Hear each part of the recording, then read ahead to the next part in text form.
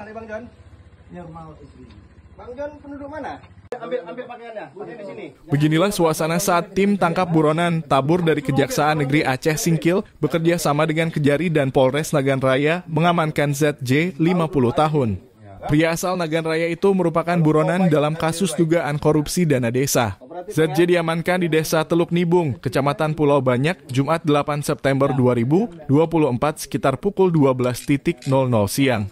Kasih Intelijen Kejari Aceh Singkil Budi Febriansyah mengonfirmasi bahwa penangkapan ini merupakan hasil kolaborasi antara Kejari Aceh Singkil dan Kejari Nagan Raya.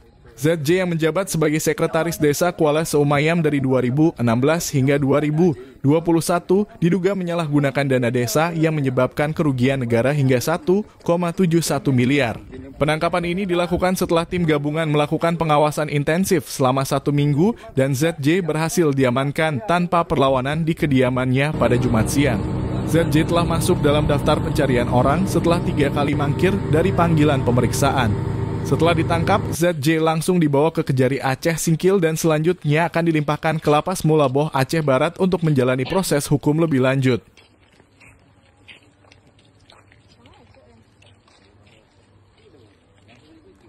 Dari Aceh Singkil, Fandi Perdana melaporkan.